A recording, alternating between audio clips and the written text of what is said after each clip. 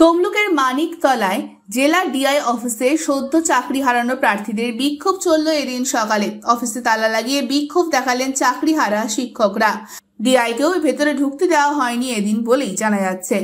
যোগ্য লিস্ট দিতে হবে এবং সেই যোগ্য লিস্ট সহ তিনি যেন রিভিউ পিটিশন করেন, এটাও আমাদের আর্জি। যোগ্য লিস্ট ছাড়া কিন্তু আমরা কোনোভাবে এটাকে মানতে পারছি না। মুখ্যমন্ত্রী শুধু মুখে যেটা বলছেন আমরা কিন্তু সেটা শুনতে সেই প্রতিশ্রুতি শুধু আমরা তাতে আমরা আশ্বস্ত হচ্ছি না। মুখ্যমন্ত্রী নেতাজি ইন্ডোর স্টেডিয়ামে এসে কি বললেন যে আপনারা ভলেন্টিয়ারি সার্ভিস দিন। আমরা কে ভলেন্টিয়ার? আমরা ভলেন্টিয়ার নই, আমরা যোগ্য শিক্ষক। আমরা আমাদের মেধার ভিত্তিতে সবকিছু একাডেমিক্সের ভিত্তিতে পরীক্ষা দিয়ে ইন্টারভিউ দিয়ে কাউন্সিলিং এর মাধ্যমে যোগ্যতার ভিত্তিতে নিযুক্ত হয়েছি। কেন আমাদেরকে এই জায়গায় নামালেন উনি? ভলেন্টিয়ার শিক্ষক কাদের বলে? স্বেচ্ছাশ্রম কাদের দিতে হয়? আমরা কেন স্বেচ্ছাশ্রম দেব? কেন ভলেন্টিয়ারি করব? আমাদের প্রত্যেকের পরিবার আছে, সংসার আছে।